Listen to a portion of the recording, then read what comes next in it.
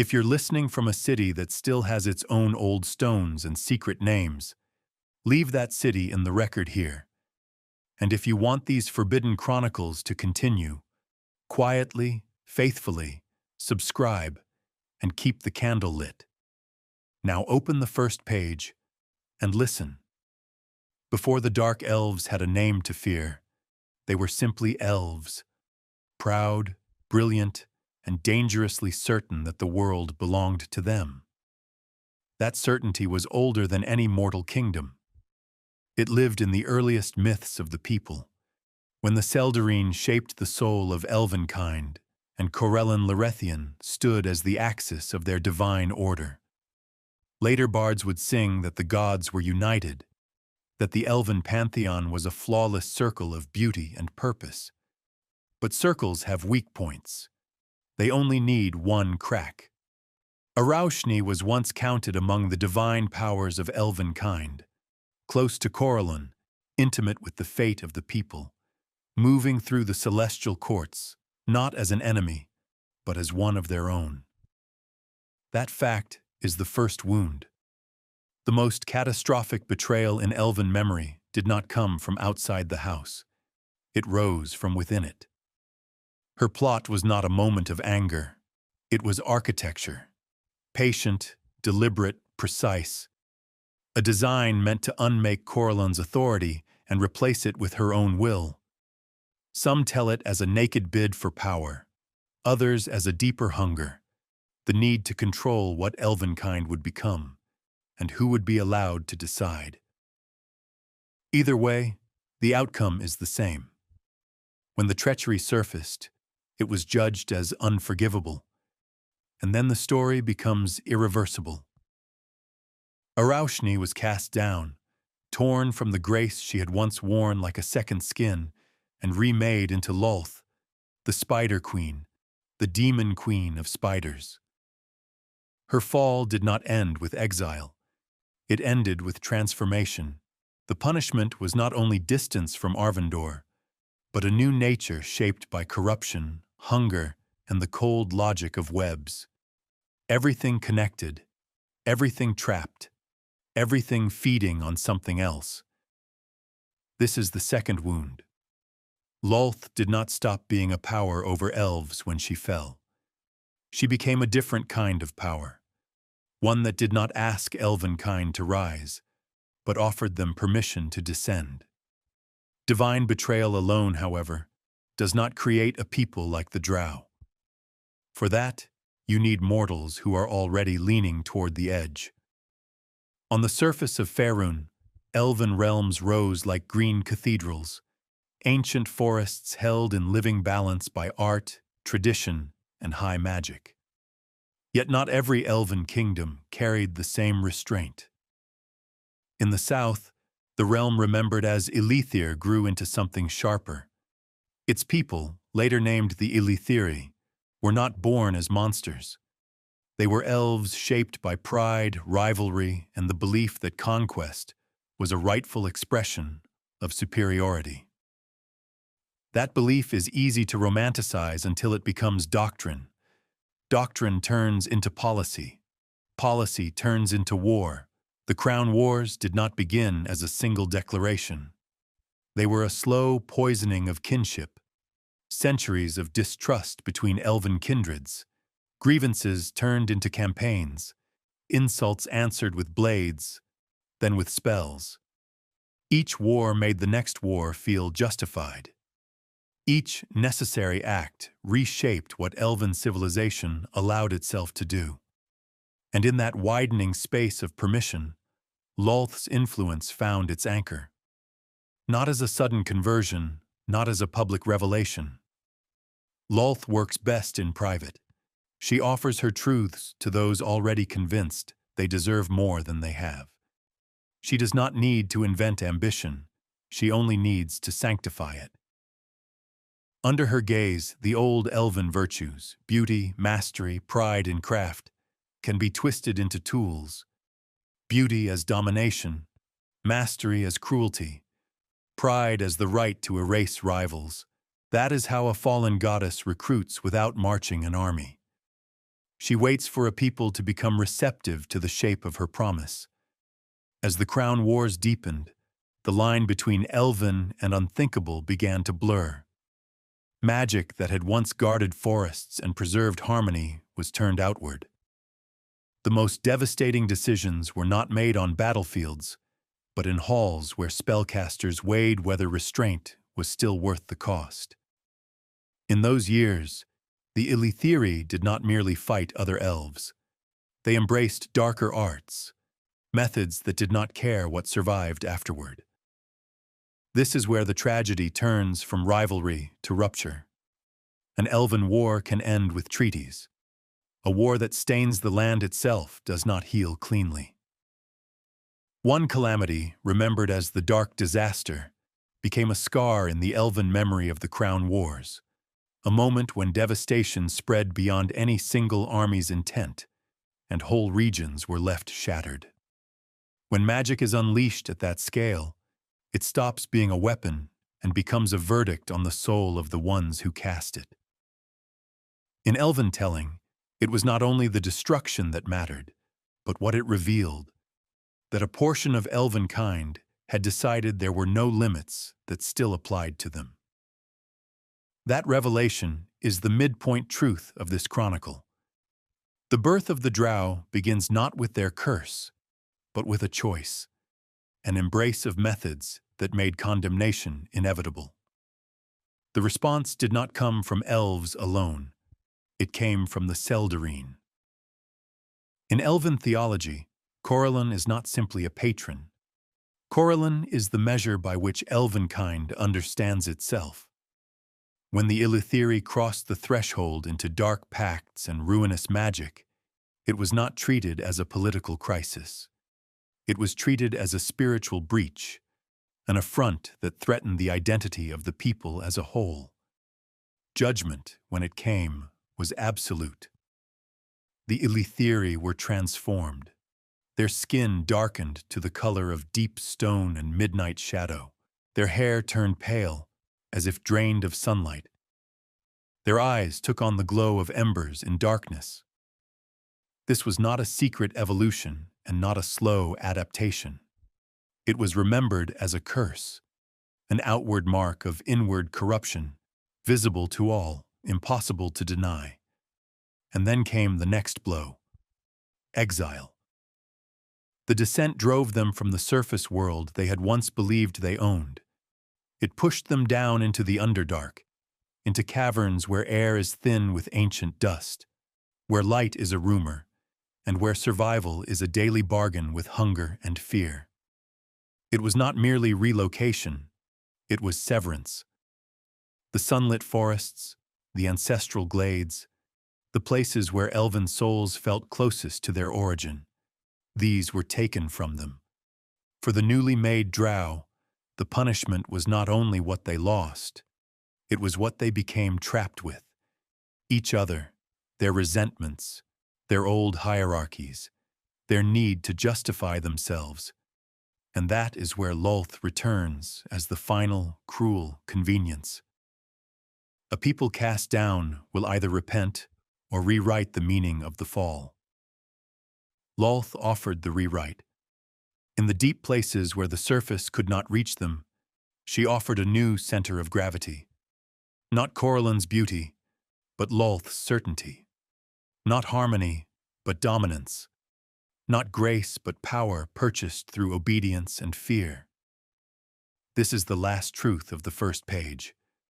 The Drow were not born only by divine punishment. They were completed by an embrace. In exile, they could have become a people defined by sorrow and loss. Instead, under Lolth's web, many became a people defined by a new faith, one that turned their curse into identity and their banishment into purpose. And so the Underdark did not merely receive refugees. It received a civilization in the making, reshaped by judgment, hardened by darkness, and guided by a goddess who had already proven what she would do to her own kind when the throne was within reach. The Underdark did not welcome the exiles with silence. It answered them with pressure and hunger. with caverns so vast they felt like inverted skies, and tunnels so tight they forced whole warbands to crawl, with water that could not be trusted, and shadows that moved even when nothing living passed. The newly transformed Ilithiri, now marked as Drow, brought surface pride into a world that did not care about pride. They arrived with the habits of ancient empires: hierarchy, entitlement, and the reflex to rule rather than adapt. In the first generations below, that mismatch killed them faster than any monster. That is the first hard truth of their rebirth. The Underdark did not make the Drow cruel by itself. It simply punished every weakness until only cruelty could endure. They learned quickly what it meant to be cut off from the sunlit myth of their own superiority. Food was no longer a harvest. It was a hunt. Shelter was no longer a dwelling. It was a fortress. Every sound carried too far, and every light drew predators. So the Drow began to remake themselves into something suited for the deep.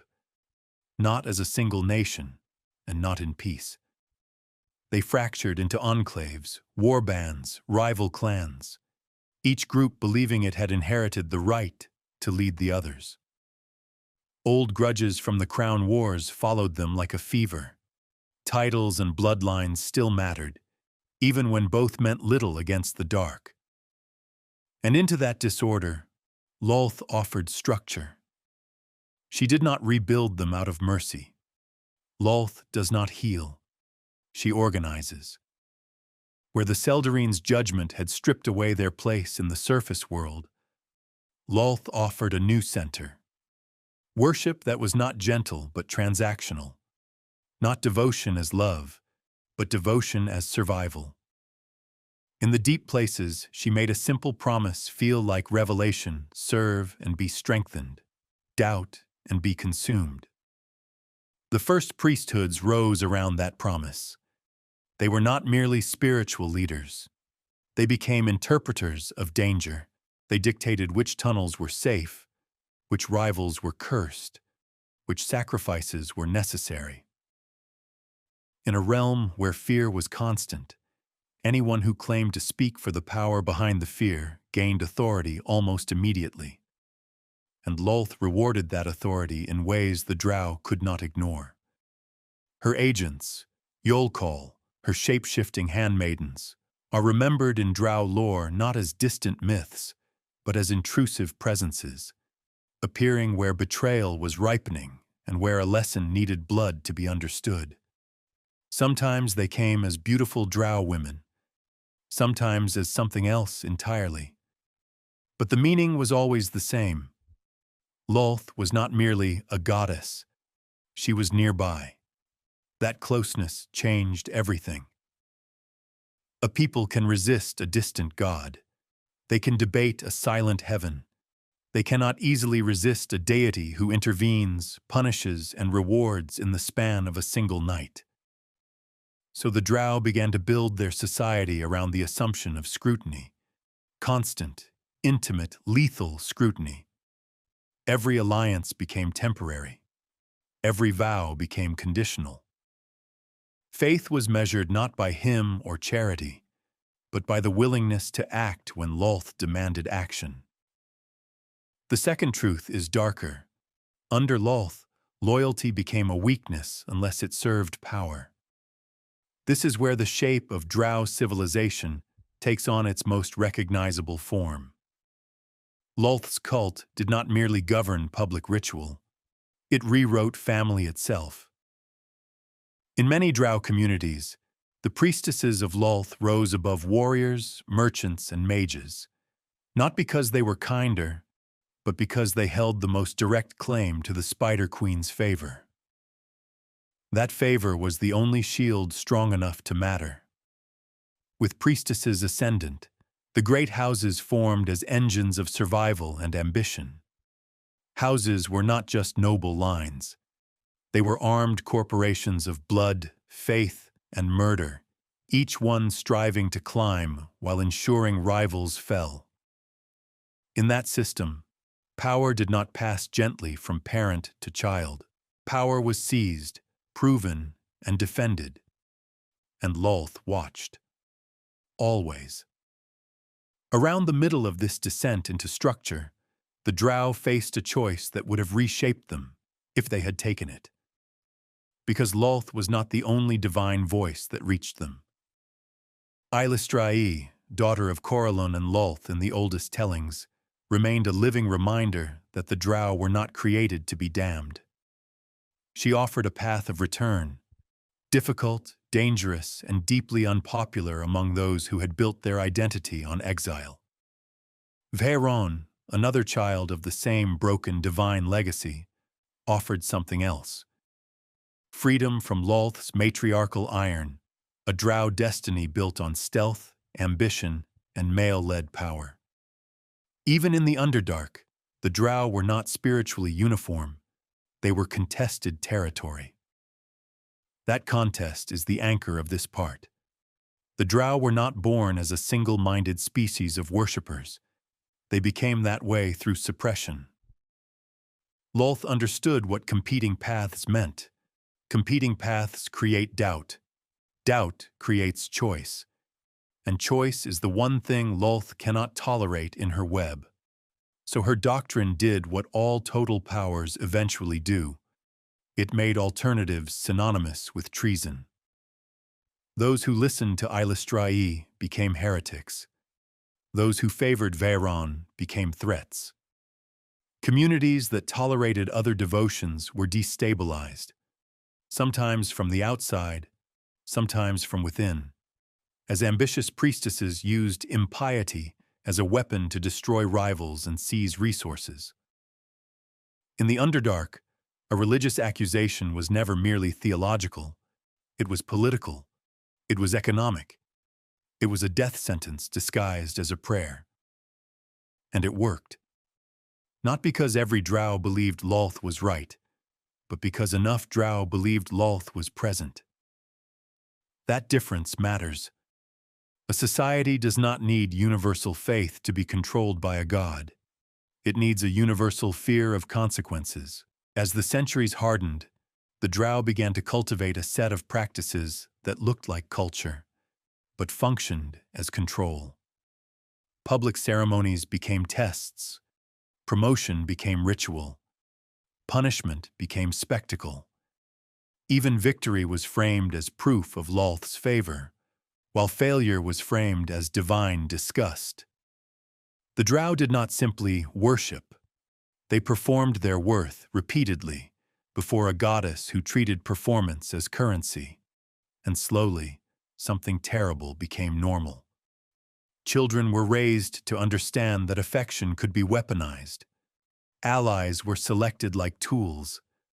Mercy was not a virtue, but a vulnerability that would be exploited by the next house over. In the surface world, such a civilization would collapse under its own distrust. In the Underdark, it stabilized, because stability did not mean peace. It meant predictability. It meant knowing the rules of the knife. Here is the resolved idea at the end of this page. The Drow did not become what they are through a single curse alone.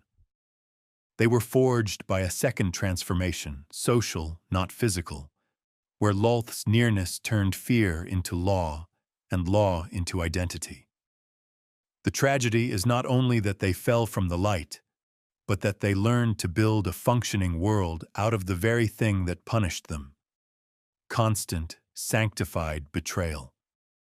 In the deep realms, the Drow learned a strange discipline. They built order out of treachery, not peace, not unity. A kind of disciplined instability, structures strong enough to keep them alive, yet brittle enough to ensure no one ever felt safe. That is the pattern Lolth favors, a web that holds, but never comforts.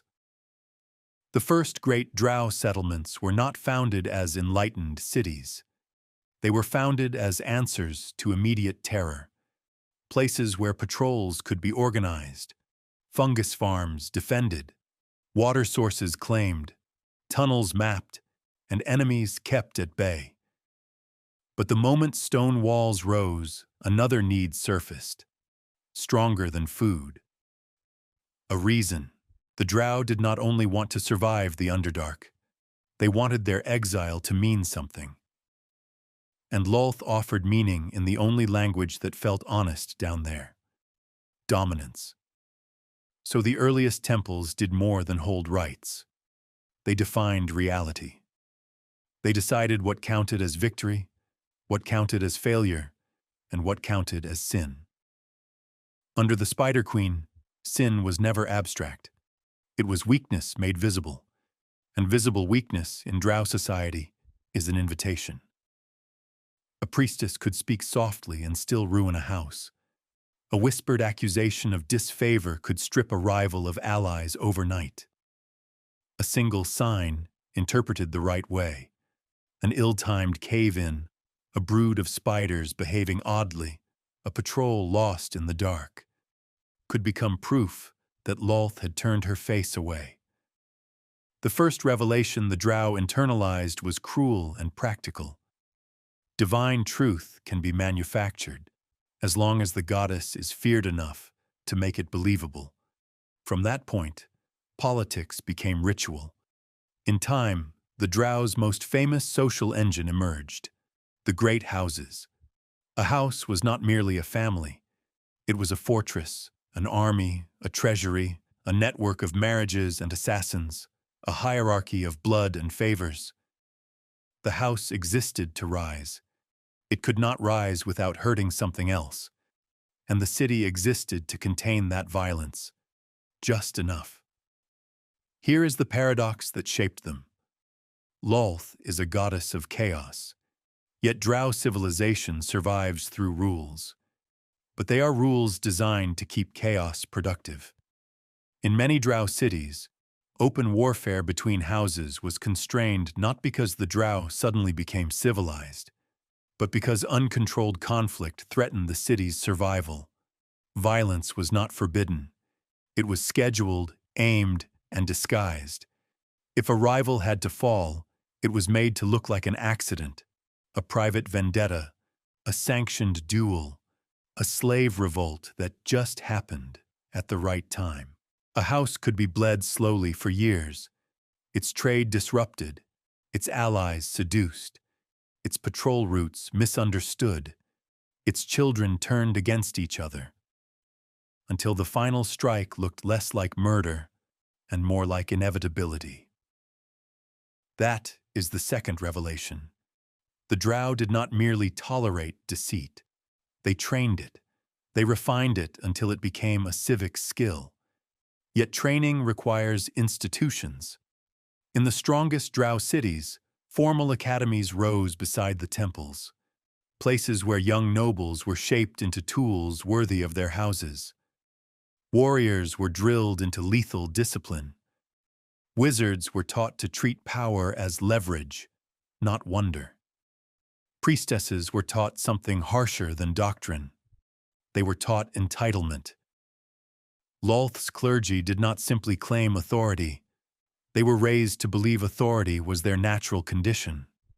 The Spider Queen's faith placed priestesses above all others, and that hierarchy did not remain in sermons. It became architecture. Temples at the heart of cities, priestesses seated above councils, males trained to serve, rival faiths pushed into secrecy or stamped out. This was not merely matriarchy as tradition. It was matriarchy as strategy, an arrangement Lolth favored because it kept the Drow divided along predictable fault lines. A divided people can be ruled by fear. A united people can start asking questions. Around the middle of this part lies the most defining anchor of all. Lolth did not rule the Drow by rewarding goodness. She ruled them by weaponizing failure. Among the Drow, failure is not allowed to remain private. It is transformed into a warning. In the deepest layers of Lolth's worship, those who disappoint her are not simply cast aside. They are remade into something that embodies humiliation and dread. The clearest example is the Drider, a fate bound to Lolth's judgment, where the punished become living proof that her favor can be revoked, and that the loss of that favor is not death. It is worse than death, because death can be romanticized. It can be made noble. It can be mourned. A Drider is not mourned. A Drider is pointed at. The presence of such punishments did more than terrify individuals. It disciplined the entire culture.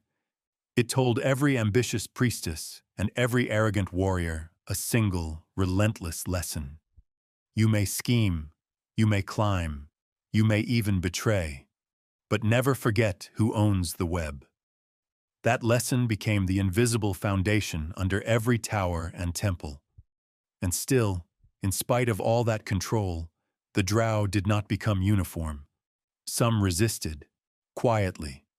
Not with banners, not with speeches. Those things get you killed, but with hesitations, with secret songs, with illicit mercy shown to a slave, with a refusal to finish a rival when the blade was already at the throat. Those small refusals mattered because they revealed the last, uncomfortable truth about Lolth's victory. It was never complete. Even in cities that proclaimed absolute devotion, dissent persisted like a hairline crack in stone. Devotion could be performed, fear could be acted, but the soul, especially an elven soul, does not always stay obedient, even when obedience is the price of living. Lolth understood that too. So she made the drow's daily life itself into worship, not through prayer, but through constant tension, through rivalries that never end, through promotions that require someone else's loss, through a social order where affection is dangerous because it can be used against you. That is how a society becomes a temple without realizing it. By the end of these early centuries, the drow had achieved something remarkable in its ugliness, a civilization that could endure the Underdark, expand within it, and raid beyond it, while remaining locked in internal conflict that never resolved. They became stable enough to thrive, and unstable enough to remain enslaved to the goddess who fed on their instability. And that is the resolved truth of this page. The drow were not merely cursed into darkness and then forgotten below. They were reorganized into a living ritual, one where survival, status, and faith became the same act, repeated every day beneath the weight of stone and the gaze of a spider goddess who made sure that even victory tasted like fear. In the Underdark, geography becomes theology. Stone dictates behavior. Distance becomes politics, and light, so ordinary on the surface, turns into a weapon that can betray you with a single flare. The drow adapted to that truth with speed, but not with humility. They did not merely learn the tunnels, they claimed them. The first expansion was not glorious, it was methodical. A patrol identifies a water source that can be defended. A scouting party finds a cavern with enough fungus and lichen to feed a settlement. A rival enclave is starved by cutting off a narrow passage. Slaves are taken from whatever can be overpowered. Goblinoids, duergar, surface folk dragged down through raids, even other drow who lose the wrong struggle. In time, the drow stop thinking of themselves as exiles clinging to survival. They begin to think like owners again. That shift is the first reveal of this part. The Underdark did not simply imprison the drow. It became a replacement world, one they could dominate more completely than any forest kingdom above. But domination in the Underdark requires more than blades. It requires intelligence. The deep is full of ancient powers that do not negotiate. Illithids do not respect noble blood. Beholders do not care about priestly titles. Ancient things in buried chasms do not fear a drow name unless that name has teeth. So the drow evolved into a civilization of surveillance. Scouts trained to listen to the stone, spies trained to read rivals' silence, priestesses trained to interpret every misfortune as either opportunity or warning. And above all, they learned to treat knowledge like a currency. In many drow cities, information becomes more valuable than metal. A secret tunnel, a hidden fungus grove, a pact made in darkness, the weakness of a rival house's heir, the true reason a patrol failed. Nothing is wasted. Everything can be traded, weaponized, or sacrificed. Lolth approves of this instinct because it mirrors the web, every thread connected, every tremor meaningful. Her priesthood therefore expands its role beyond ritual into administration. Temples become more than places of worship. They become centers of record, judgment, and discipline.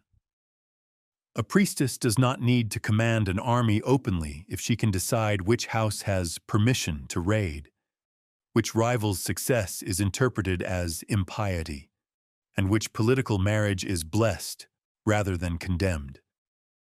And the drow accept it because it feels like safety. Not true safety, nothing in drow life offers that, but the appearance of rules strong enough to survive the deep. Around this point, another canonical truth becomes unavoidable. Lolth's relationship with her people is not stable devotion. It is a test that never ends. Lolth is associated with chaos, yet she demands a kind of perfection from her faithful, especially from those who claim to lead in her name. That paradox is not an accident. It is her method. If she rewarded steady loyalty, drow society might eventually calm, unify, and outgrow her. If she rewarded mercy, some portion of the drow might learn to live without fear. So she rewards something else. She rewards cunning that succeeds, and she punishes failure so publicly that it becomes culture. You can see the shape of that punishment in the way drow power is never merely inherited. A matron mother is expected to prove her worth repeatedly, through victories over rival houses, through the success of her children, through the obedience of her household, through the unbroken appearance of Lolth's favor. Even when a house is rich, its leaders cannot relax. Relaxation is interpreted as weakness. Weakness invites predators.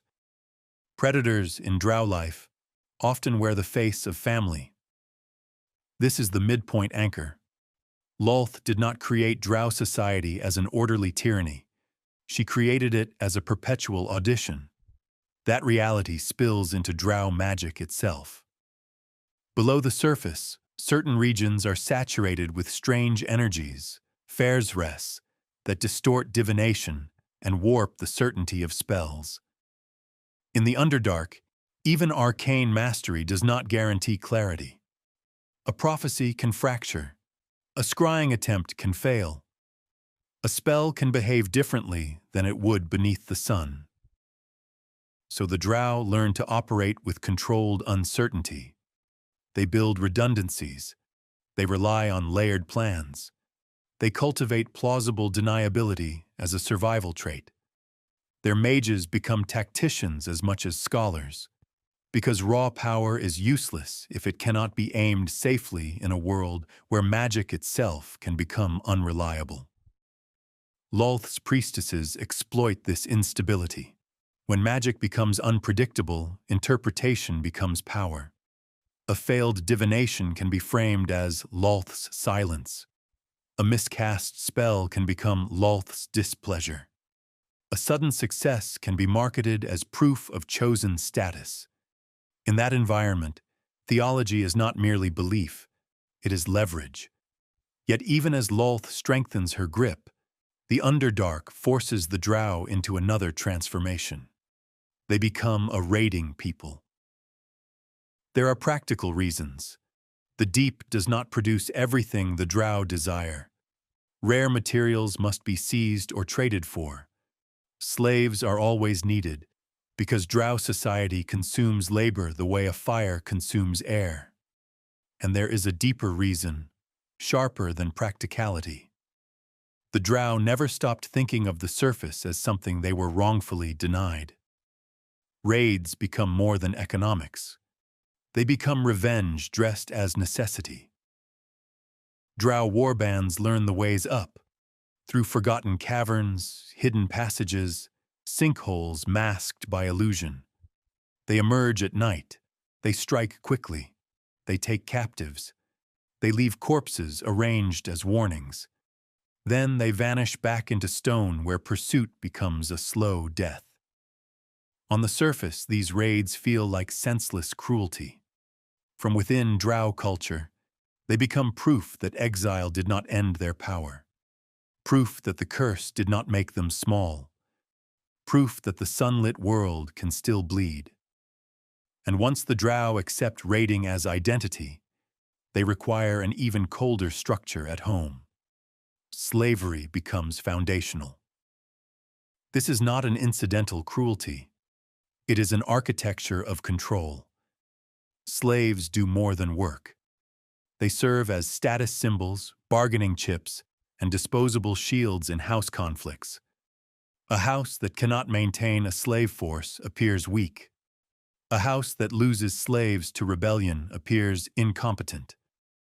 A priestess who cannot crush dissent quickly appears unworthy. So oppression becomes ritualized, and the drow's moral center, what remains of it, erodes further. At the same time, it is important to recognize a quieter, more unsettling truth. The drow did not lose every connection to what they once were. They retain elven longevity. They retain elven artistry. They retain an old elven taste for beauty, sharpened, distorted, and often cruel, but still present. In the hands of the drow, beauty is frequently turned into intimidation, ornate weapons meant to be admired right before they kill. Architecture that feels like a cathedral built for a predator. Ceremonies choreographed like art and executed like punishment. This is the resolved understanding at the end of this part. The drow were not merely made dark and then left to rot. They rebuilt an entire world beneath the world, one that mirrors the Spider Queen herself. A civilization of elegance and terror, where faith becomes governance, governance becomes predation, and survival is indistinguishable from worship. There is a moment in every exile when wandering ends and architecture begins. For the drow, that moment arrived when the Underdark stopped feeling like a punishment they were enduring and began to feel like a realm they could shape. Not into peace, into permanence. Into cities that could outlast any single matron's ambition, yet still feed that ambition like a vein of dark ore. The first great drow cities did not rise because the drow suddenly became unified. They rose because rivalry needed a stage large enough to sustain it. A scattered people can only feud in small, wasteful ways. A concentrated people can feud efficiently, through institutions, through controlled violence, through laws written to look like restraint, while quietly blessing predation. So the drow gathered in deep vaults, where cavern ceilings vanished into blackness, where bridges could be strung across abysses like spider silk, where trade routes could be taxed, watched, and poisoned. In places like Menzoberranzan, later infamous even on the surface, the city was never merely stone and torchlight. It was a machine designed to manufacture winners and dispose of losers, and Lolth stood at the heart of that machine. In a mature drow city, the temple is not a neighborhood, it is an axis. The Spider Queen's priesthood does not merely bless the state, it is the state's moral language, the interpreter of legitimacy. When a matron claims authority, she does so with ritual. When she destroys a rival, she frames it as correction. When she fails, she calls it a test, until Lolth decides it was a verdict. That is the first reveal of this part. The Drow did not build cities to escape chaos. They built cities to weaponize chaos without losing control of the blade. Once cities formed, the houses hardened into something colder than family. A house becomes a fortress of blood, faith, and property. Its members are assets. Daughters trained for the priesthood or politics. Sons trained for the academy or the blade. Cousins married into advantage. Rivals adopted only to be used. Within the house, affection exists, but it is always suspect, because anything genuine can be leveraged. And beyond the house, the city teaches one lesson with absolute consistency. You are safest when your rivals fear you more than they hate you. So the Drow refine fear into an art. They create schools where children learn what the Underdark demands. The warrior academies strip away hesitation. The arcane colleges teach magic as dominance and contingency, not wonder. And always, above them, the priestesses teach the most important curriculum of all: how to survive the Spider Queen's attention. Because in Lolth's culture, success is never simply rewarded, it is examined. The Drow live beneath a goddess whose affection is not warmth, but appetite. A house that rises too quickly attracts jealousy from other houses, and scrutiny from Lolth. A priestess who becomes too secure risks becoming complacent. Complacency is the one sin that cannot be masked by ceremony. So the city becomes a perpetual proving ground. Promotions are never clean. Victories are never final. Authority is never stable. And that instability is not a bug. It is the design. Around the middle of this part lies the anchor that redefines everything that came before. The descent did not merely change the Drow's bodies and geography. It changed how they understood truth. On the surface, truth could be argued with tradition and memory. In elven realms, legitimacy once came from ancient lineage, from the old songs, from the approval of a pantheon that, at least in myth, valued harmony. In the Underdark, truth becomes whatever survives. If a matron's story is believed, it becomes the official record. If a rival's evidence disappears, it ceases to matter. If a priestess declares a sign, the city acts accordingly, because the consequences of ignoring her are immediate and catastrophic. In time, even the Drow stop asking whether their system is right. They ask only whether it functions. This is why Lolth's grip becomes so difficult to break. She does not merely rule by fear. She rules by making fear the foundation of reality itself. And yet, quietly, this is also where her rule reveals its vulnerability. Because the moment truth becomes survival, a Drow can begin to recognize that divine will is often indistinguishable from political convenience. A failed rival is cursed. A successful coup is blessed. A massacre becomes necessary. The language is religious, but the logic is mortal. Some Drow notice that. Most keep it hidden. Those who cannot keep it hidden often vanish. In the cities, Lolth's faith also reshapes the Drow's relationships with other powers of the deep. The Underdark is not empty. The Drow trade when it benefits them, raid when it enriches them, ally when it protects them, betray when it elevates them. Duergar can be bargained with.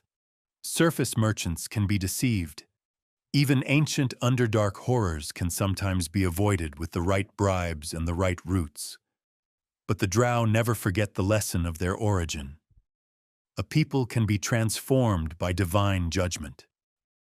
So they become experts at forcing transformation on others through enslavement, indoctrination, and terror. That is the second reveal. Drow slavery is not only labor, it is a ritual of dominance meant to prove again and again that the Drow are no longer the judged, they are the judges. This is also where the Spider Queen's betrayal echoes with a cruel symmetry. Lolth once attempted to unmake Coralline's authority and replace it with her own. In the cities that rise under her, every ambitious matron reenacts that pattern on a smaller scale, undermining rivals, replacing their influence, rewriting the story so the new order feels inevitable. In other words, Lolth's original sin becomes the Drow's cultural inheritance. Even the Drow's beauty, so striking, so unsettling, is folded into this inheritance. Their cities are not crude fortifications. They are elegant nightmares, architecture that mimics the web, artistry that glorifies predation, ceremonies choreographed with the precision of theater and the cruelty of sacrifice. The Drow do not abandon elven refinement. They corrupt it into a weapon. And through it all, the question that began this chronicle keeps answering itself in darker ways. How were Dark Elves born? Not only by curse, not only by exile, not only by Lolth's whisper. They were born when a people learned to turn punishment into identity, and then built a civilization where the very act of surviving confirmed the goddess who had claimed them. In the end, the most terrible aspect of Lolth's victory is not that the Drow live in darkness. It is that they learned to make darkness feel like proof. A Drow city can feel like a triumph until you realize what it is truly built to preserve. Not life, power. The Underdark taught the Drow to endure. Lolth taught them to prefer the conditions of endurance, because those conditions keep her at the center.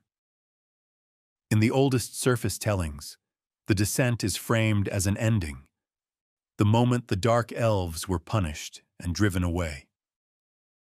In Drow memory, the descent becomes something else, a beginning. But beginnings require a story strong enough to survive shame. So the Drow reshaped the meaning of their own fall.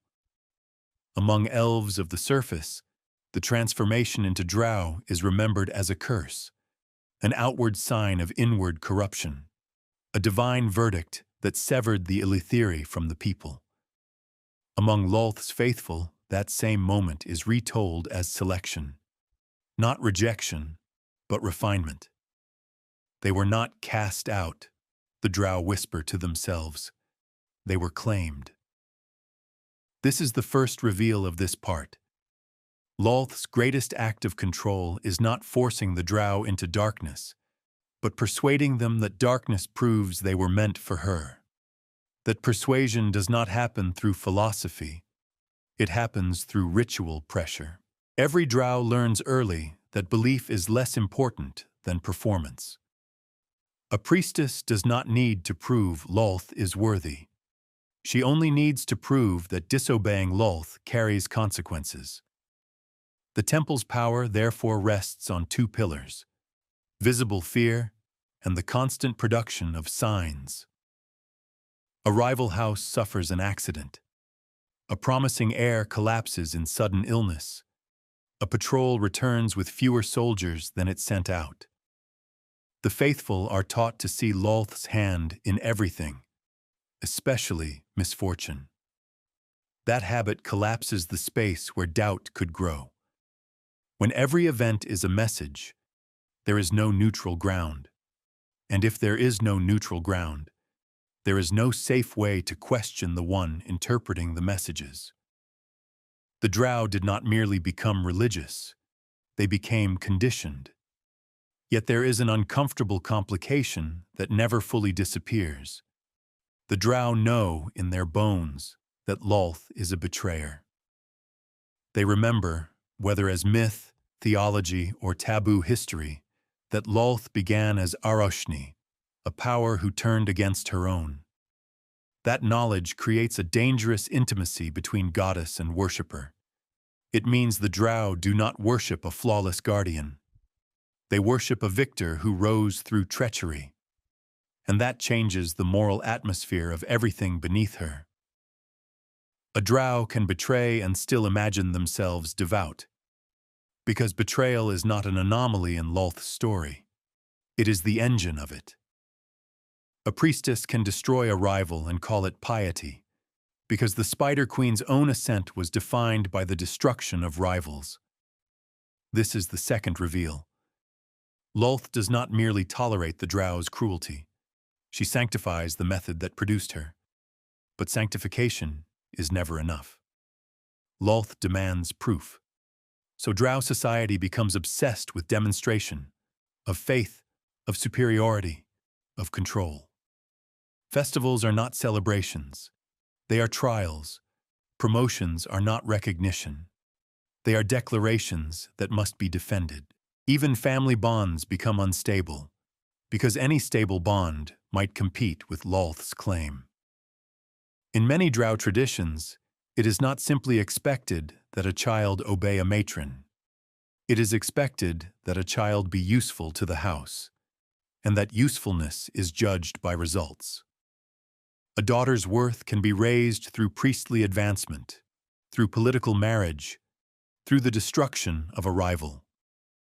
A son's worth is measured through service, through skill, through strategic value to the house. And behind it all sits the unstated rule. If your existence does not increase the house's power, it invites correction.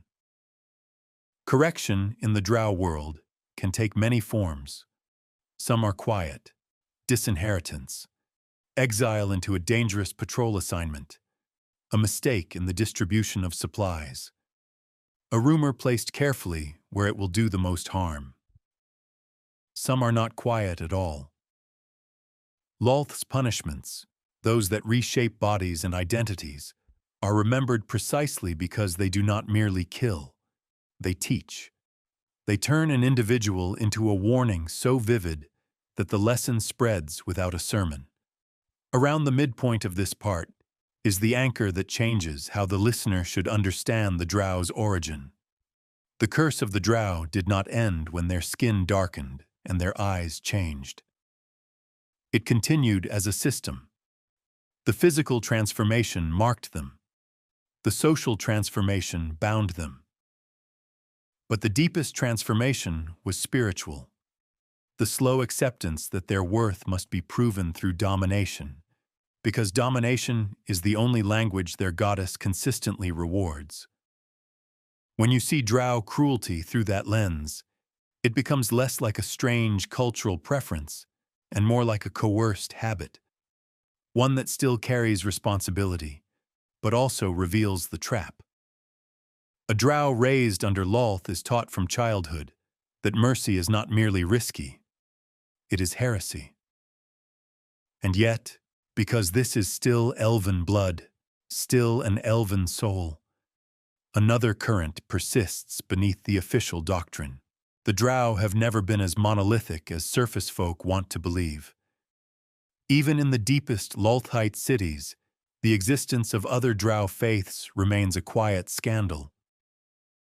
Ilistrahi offers the heretical possibility of healing, dance beneath open sky, swords used in defense, a return not only to the surface but to the idea that the Drow were not created to be damned. Faerun offers a different rebellion, one that rejects Lolth's domination and her priestess hierarchy, while still embracing stealth, ambition, and power. These alternatives are dangerous not because they are popular. They are dangerous because they reveal that the Drow's condition is not inevitable. So Lolth's priesthood treats them as infection. This is where Drow history becomes particularly grim, because suppression is rarely clean. It does not merely remove dissent. It sharpens the central doctrine into something more severe. When heresy exists, orthodoxy grows teeth. It becomes more performative, more punitive, more obsessed with purity. The result is a society that punishes not only rebellion, but hesitation. A Drow who does not laugh at a cruelty can be suspected. A Drow who fails to strike when expected can be watched. A Drow who speaks too fondly of the surface can be labeled soft, and softness becomes synonymous with disloyalty. In that atmosphere, even those who do not love Lolth can find themselves participating in her world, because participation becomes the price of breathing. And that leads to the resolved truth of this part. The birth of the Dark Elves was never only a mythic moment of divine judgment. It was not merely the fall of Aroshne, nor the curse laid upon the Ilithiri, nor the long crawl into the Underdark. It was the invention of a new definition of worthiness. Under Lolth, the Drow learned to measure worth by control, by fear, by victory that leaves someone else diminished. The tragedy is not simply that they were transformed. It is that they were taught to treat the transformation as proof and to build an entire civilization where proving it day after day is indistinguishable from living. A curse does not end when the skin changes. It ends only when the world agrees on what the change means.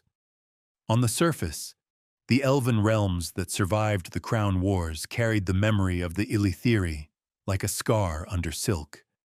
They spoke of the descent as a warning written into history by divine hands, a proof that even elves, especially elves, could fall so far that the gods themselves would mark them. But beneath those careful surface retellings lived a harder truth. The surviving elves did not only fear what the Ilithiri had become. They feared what the Ilithiri had proved was possible. Because the Crown Wars were not fought by orcs or demons or alien things from the void. They were fought by elves at the height of their magic and confidence. When that kind of power turns inward, it does not merely kill enemies. It corrupts the idea of civilization. So surface memory hardened into doctrine. The Drow were named as the example, the consequence, the border that must never be crossed again. That naming mattered. It turned the Drow from a cursed kin group into a permanent other. Not merely enemies, but an existential threat. Proof that elvenkind could produce its own darkness without needing any outside poison. The surface elves did not need to invent new myths to fear the Underdark. They had already lived through the proof. And in the deep, the Drow felt the weight of that judgment even without hearing every surface song. They knew they had been cast out. They knew their cousins above would never see them as anything but a disaster given flesh. A people can respond to that knowledge in more than one way. Some will break under it. The Drow did not break. They inverted it. They took the contempt of the surface and turned it into fuel. If the sunlit realms would never accept them, then acceptance became irrelevant. If the Seldarene's judgment had defined them as fallen, then the only path left was to become powerful enough that fallen would sound like an insult spoken by the weak. This is the first reveal of this part. The Drow's hatred of the surface was not simply vengeance for exile. It was a refusal to let the surface keep the authority to define them. And Lolth understood that impulse perfectly. Because Lolth herself was born from the same kind of refusal. When she was cast down, she did not repent into silence. She reshaped the meaning of her fall. She made it a throne, so she trained the Drow to do the same. In her doctrine, the surface becomes not merely an enemy, but a symbol. The world that rejected them, the light that pretends to be purity, the realm where their cousins live under gods who demand restraint and call it virtue. Lolth offers a competing virtue, dominance. Not the dominance of open conquest, too loud, too wasteful, too likely to unite enemies, but the dominance of intrusion, of raids that leave no footprints, of terror that arrives without warning, of influence that corrupts a rival city from within before a single blade is drawn. The Drow did not simply become Underdark dwellers. They became a strategy. Their raids into the surface world in mature form, were rarely random. They were lessons delivered in blood and silence, reminders that the earth itself contains a hidden nation of enemies who can rise into your home, take what they want, and vanish back into stone. Surface folk often imagined such raids as mindless cruelty. That interpretation was comfortable. It made the threat easier to explain. But comfort is rarely accurate. The deeper truth is that raiding became ritualized proof of identity. Each successful incursion told the Drow a story they desperately needed to believe. Exile did not end their agency. The curse did not reduce them to helpless victims. The Spider Queen had not trapped them. She had armed them. Around the middle of this part lies the anchor that reframes everything you've heard so far. The Underdark did not only change how the Drow survived, it changed what they believed survival was for. On the surface, survival is often treated as a baseline, something you do so you can live, love, build, endure. In Lolth's realm, survival becomes evidence. Evidence that you are favored. Evidence that you are superior. Evidence that the goddess who thrives on struggle is right to demand more struggle. This is why Drow society cannot simply relax into stability. Stability would undermine the meaning of survival. If life became safe, then survival would no longer prove anything. It would no longer function as a sacrament. So the Drow keep their world sharp. The great houses continue their controlled wars. The priesthood continues its tests. The weak continue to be harvested, sometimes by rival houses, sometimes by monsters, sometimes by the city itself when it needs an example. And the deep continues to press against them, ensuring they never forget the conditions that made them. Yet even here, beneath the stone and ritual cruelty, another tension persists. The Drow remain elves. That is not a sentimental statement. It is the most unsettling fact in the entire history of their birth. They carry elven longevity, and therefore long memory. They carry elven intellect, and therefore the capacity to recognize patterns. They carry elven artistry, and therefore the ability to shape beauty even in places meant to crush beauty. Those traits make them formidable. They also make them dangerous to Lolth, because an elven mind can learn. And if it learns too much, it can begin to see that Lolth's system is not the only possible future. This is where Lolth's governance becomes most visible in its cruelty. She does not merely punish disobedience, she punishes the conditions that allow disobedience to form: trust, empathy, lasting bonds. The kind of stability that lets a person think without fear. The Spider Queen's web is not designed to hold a people together in harmony. It is designed to keep them hungry. Hungry for status. Hungry for approval. Hungry for proof. Hungry enough that they cannot afford to ask whether the hunger itself is the trap. And so the Drow's birth, in its final stage, becomes complete not through another divine act, but through repetition. Through generations raised under the same logic, until the logic stops feeling imposed and starts feeling natural.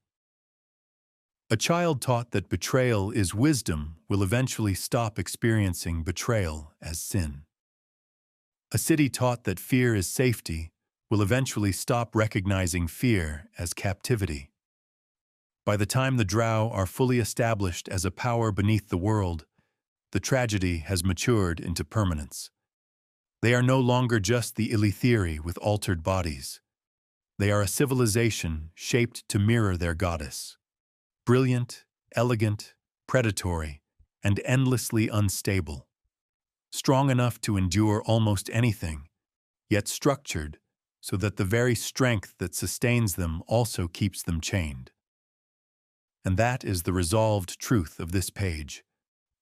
The Dark Elves were born when a divine curse became a cultural identity, when exile stopped being a punishment endured and became a meaning embraced, until even the act of surviving in darkness was treated as proof that the darkness was home.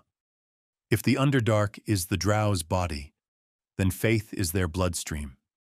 It is what keeps the whole thing moving, not gently, not cleanly, but relentlessly. Through fear, through status, through the constant pressure to prove that the descent was not an ending, but an awakening. From the outside, it can look simple. A cursed people bound to a cruel goddess. From the inside, it is more sophisticated and more tragic. Because Lolth did not merely give the Drow a religion, she gave them an explanation for pain that is so useful it becomes addictive. The Underdark hurts. Exile humiliates. The surface rejects them. The gods who once claimed them have turned away. Lolth takes all of that and makes it mean something. She teaches the Drow to interpret suffering as evidence of being chosen for a harder truth, one the soft surface world could never survive. She makes deprivation into a badge. She makes danger into a sacrament. She makes paranoia feel like wisdom. And once a people accepts that lesson, the cage becomes self-locking. The priesthood is the mechanism that keeps it closed. Not because Drow priestesses are always sincere, some are, many are not, but because sincerity is not required for the system to work. What matters is that the temple can always translate uncertainty into obligation. A tremor in the stone becomes a warning. A successful raid becomes a sign. A rival's sudden misfortune becomes proof. If the goddess's voice can be heard in everything, then no one is ever free to call anything merely chance. And the Underdark, with its warped magical currents and its constant threats, provides endless raw material for interpretation. The most unsettling detail is that even divine magic becomes part of the discipline. In Lolth's faith, power is not a stable reward. It is conditional. The Spider Queen is infamous for testing her followers, and the very real consequences of those tests shape Drow behavior more effectively than any sermon. When a priestess fears losing favor, fears becoming an embarrassment, fears becoming a lesson, her ambition becomes a form of worship. She does not merely want authority. She needs it to feel safe beneath her goddess's attention. That hunger climbs the hierarchy like smoke, and it ensures that the faith never settles into quiet piety. Quiet piety is not what Lolth wants. Lolth's divinity is tied to the web. Tension, connection, struggle, consumption. A still web catches nothing. A living web vibrates, so the Drow are taught to keep it vibrating. This is why their greatest rituals are rarely gentle moments of devotion. They are displays of dominance, of loyalty, of fearlessness, of cruelty done without hesitation. In such ceremonies, the city does not merely honor Lolth. It rehearses the values she demands, and those values spill into everything, especially the way Drow understand family. A surface elf can treat family as sanctuary. A Drow learns early that family is a battlefield with rules, and the rules are written by the house. Love may exist. It often does, in complicated forms. But it is forced to survive under suspicion, because the house cannot afford anything that competes with the drive to rise. That is how the Drow become simultaneously intimate and merciless, capable of fierce loyalty within narrow boundaries, and equally capable of cutting those boundaries away when power demands it. From the surface, this reads as simple evil. In truth, it is a survival culture that has been weaponized by a deity who profits from its worst instincts. Around the middle of this part, is the turning anchor that changes the scale of the story. Lolth does not merely rule a people, she uses a people. Lolth is not simply a local goddess of the Underdark. She is a demon goddess with a realm beyond the mortal world, bound to the abyss and its brutal divine politics. In that larger war of powers, worship is not just reverence, it is fuel. It is a current of belief that strengthens a god, expands a god's reach, and feeds a god's ability to act. The Drow, then, are more than followers. They are infrastructure, a living bridge between Lolth's distant realm and the material world. A population shaped to generate the kind of devotion that best suits her nature. Devotion expressed through conflict, dominance, and sacrifice. Seen through that lens, the descent takes on an even darker coherence. A scattered people on the surface, divided among forests and traditions, would always have competing loyalties. They would always have alternatives. They could always drift back toward the wider elven family and the gods of Arvandor. But a people forced underground, isolated, endangered, and marked, becomes dependent in a way that can last for ages. Exile creates need. Need creates devotion. Devotion creates power. That is not melodrama. It is the cold mechanics of divine influence in the realms. And once you understand the mechanics, another uncomfortable detail becomes clear. Lolth's relationship to the Drow is not maternal. It is predatory. She does not want them safe. Safety invites reflection. Reflection invites dissent. Dissent invites competing gods. Competing gods invite loss. So Lolth keeps the Drow brilliant, but never allowed to be stable. She encourages ambition, but ensures it turns inward as much as outward. She permits triumph, but never allows triumph to become peace. This is why the great Drow cities can feel like marvels of organization, while also feeling like perpetual sieges, against enemies, against rivals, against one's own allies, and against one's own household. The city becomes the perfect environment for a spider queen. Countless threads, countless tensions, countless opportunities for a single tug to cause panic. In such a world, even rebellion becomes complicated. Ilistrae's call, of redemption, of moonlight, of returning to the surface and to a less poisoned identity, remains a persistent wound in Lolth's narrative. Faerun's alternative, rebellion through shadow and ambition, rejecting Lolth's hierarchy without rejecting power, remains another. These faiths matter even when they are small, because they reveal that Drow is not a single destiny. It is a contested meaning, and meaning is the battlefield Lolth fights hardest to control. So the Spider Queen does not merely attack heretics with blades. She attacks them with stigma. She ensures that alternative paths are associated with weakness, shame, and vulnerability. She shapes the social cost of dissent until the cost feels unbearable. That is how a faith becomes not just a belief system, but an ecosystem. You do not merely worship Lolth in a Lolthite city. You breathe Lolth. You work Lolth. You marry Lolth. You fear Lolth in the pauses between words, because even silence can be interpreted. There is a reason the Drow produce so many strategists, manipulators, and survivors. They are trained by environment and deity simultaneously. The Underdark teaches them the cost of error. Lolth teaches them to interpret that cost as holy. And then there is the final, quietest tragedy.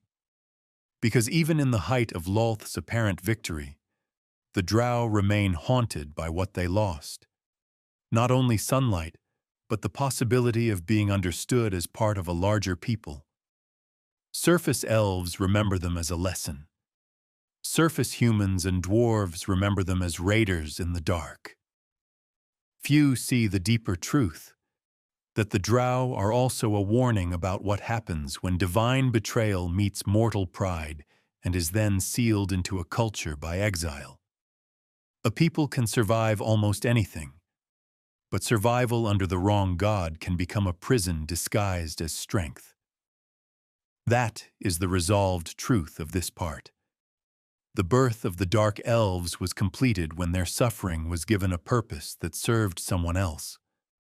Lolth did not only change their bodies or claim their worship, she taught them a definition of meaning that requires darkness to stay necessary, so that the web never stops trembling and the Spider Queen never loses her grip.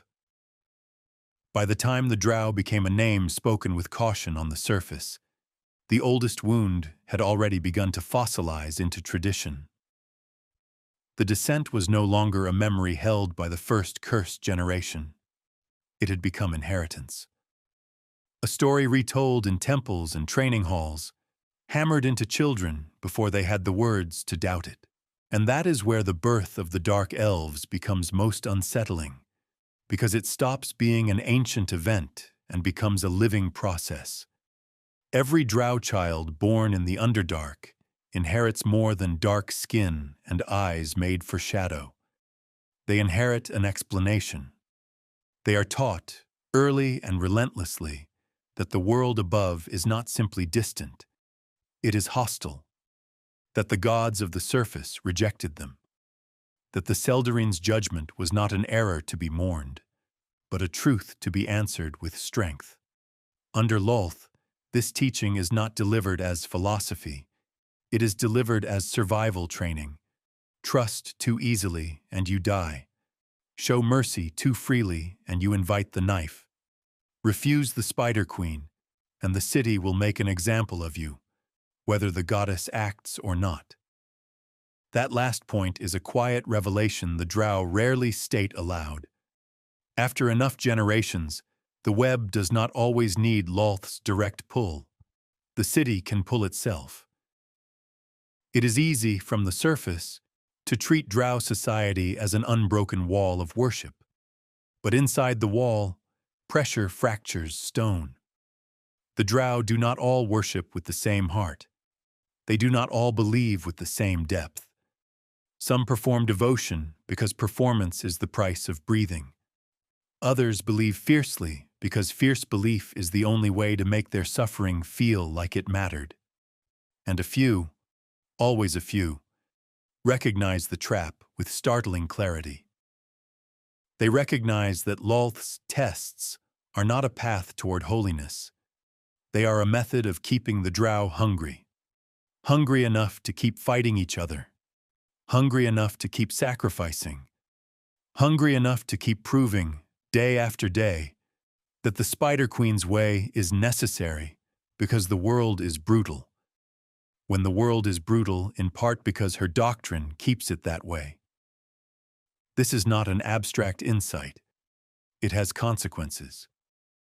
Because the moment a drow sees that logic, the meaning of the descent changes again. Exile stops looking like destiny and starts looking like captivity maintained by habit. And that is exactly why the alternative drow faiths matter, even when they are hunted. Ilistrae's presence in the drow story is not simply a footnote of hope. She is a theological scandal. She represents the possibility that the drow's cursed condition is not the final word on what they are allowed to become, that the darkness they live in is not a permanent identity, but an environment they were forced into and then taught to sanctify. Her worship, where it survives, offers something Lolth's faith cannot tolerate: community that is not built on predation. A vision of drow life that does not require internal war as proof of worth. Even the simplest gesture, a drow defending rather than raiding, freeing rather than taking, becomes a form of rebellion more dangerous than open battle, because it suggests that cruelty is not inevitable.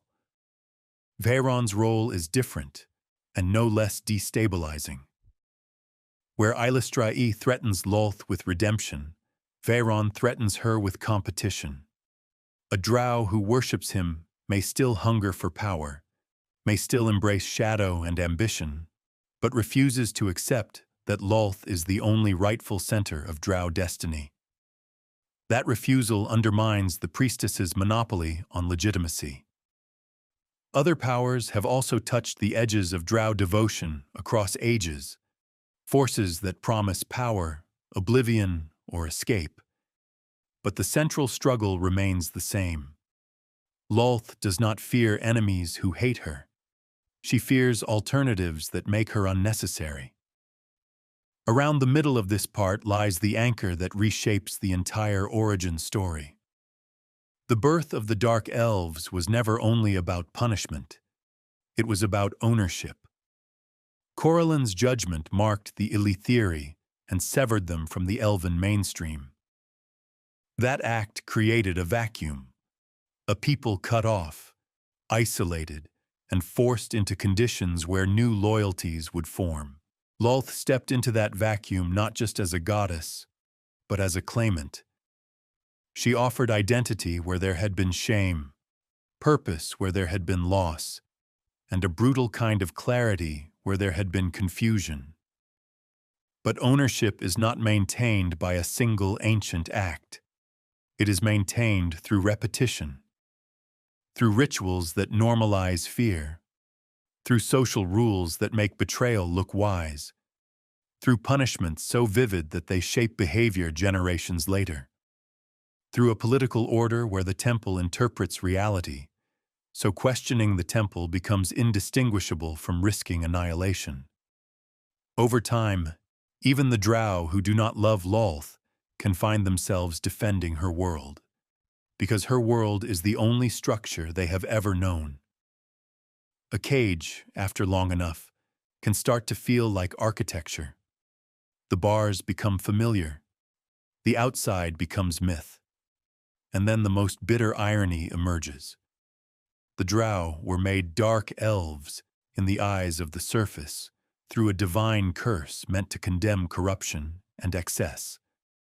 Yet in the Underdark, the same curse becomes raw material for an empire of meaning, one that feeds a goddess who began her own story with betrayal. Lolth's original treachery does not simply echo through Drow history. It reproduces itself. It becomes culture. It becomes the expected method by which power changes hands, by which houses rise, by which priestesses prove devotion, by which the city stays strong.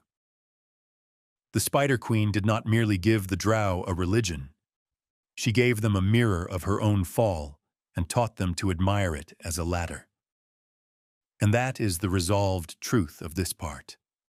The Dark Elves were not only born when the Ilithiri were transformed and driven below.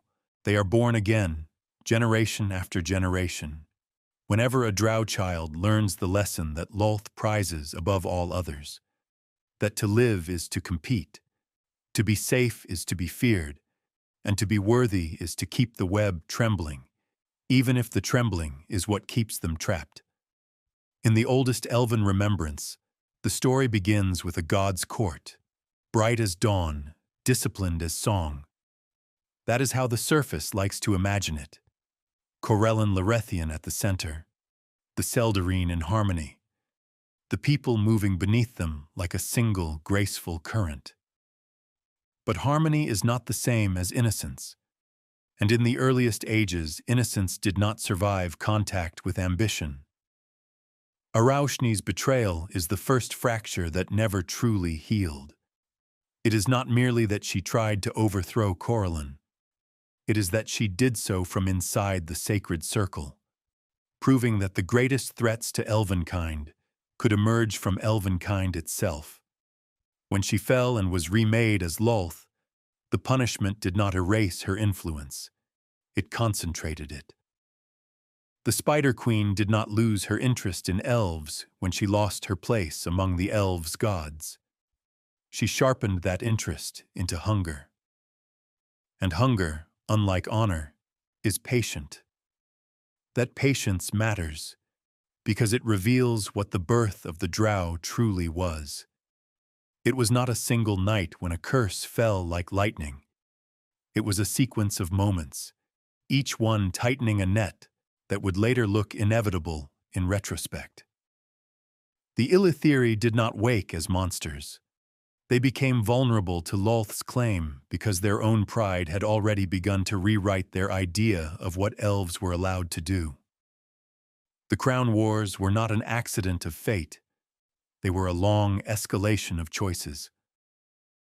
As rival elven realms hardened into enemies, the space for restraint narrowed until catastrophe felt permissible.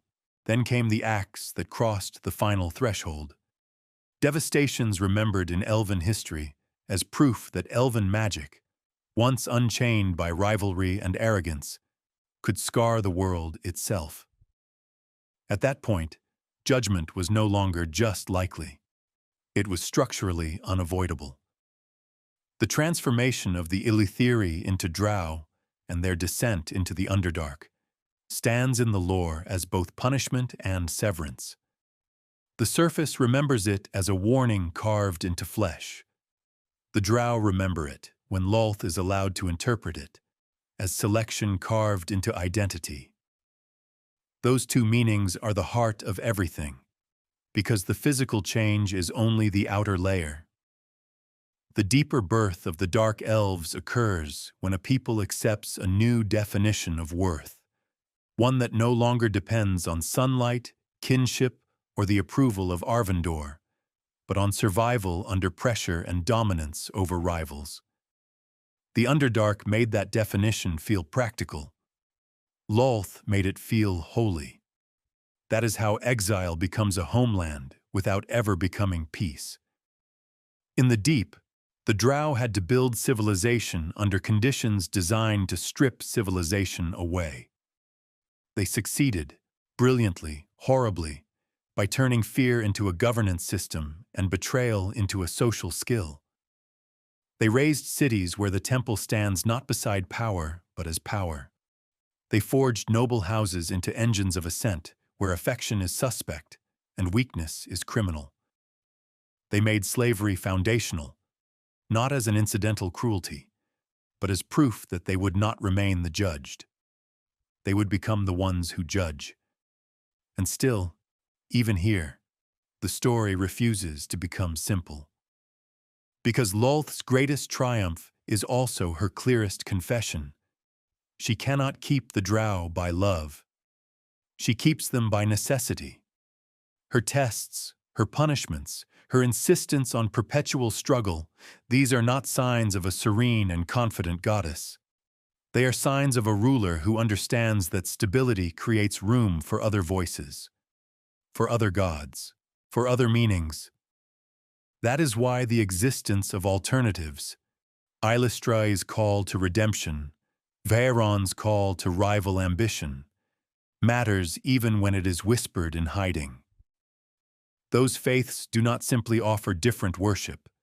They expose a dangerous possibility, that the drow condition is not fate, that the descent, however absolute it felt, did not have to become identity, and that Lolth's web is powerful precisely because it teaches the drow to confuse captivity with strength. When you hold the entire arc in your mind, from Araushni's treachery to Lolth's throne, from elven civil wars to divine judgment, from the surface's condemnation to the Underdark's reinvention, the birth of the Dark Elves becomes a single, heavy truth. They were not created by darkness alone. They were created by betrayal meeting pride, and then being sealed into history by exile. Corellin's judgment marked the Ilithiri so the surface would never forget what unchecked arrogance can become. Lolth's embrace ensured the marked would never forget either, but for the opposite reason. One side calls the change a curse to be regretted. The other side calls it destiny to be enforced. Between those meanings, the drow live, and that is why their origin remains one of the most disturbing chronicles in the realms, because it is not merely the tale of a people corrupted by a cruel goddess. It is the tale of how quickly a wounded identity can become a weapon, How easily punishment can be repurposed into pride. How a civilization can be forged so elegantly out of terror that it begins to look like proof that terror was always necessary. The Drow were born when the Spider Queen's betrayal found mortal hands willing to repeat it, until repetition became culture, culture became law, and law became a homeland beneath the world. In the end, the darkest part is not that they live without the sun. It is that, for so many, the sun stopped feeling like something they lost and began to feel like something they no longer deserved.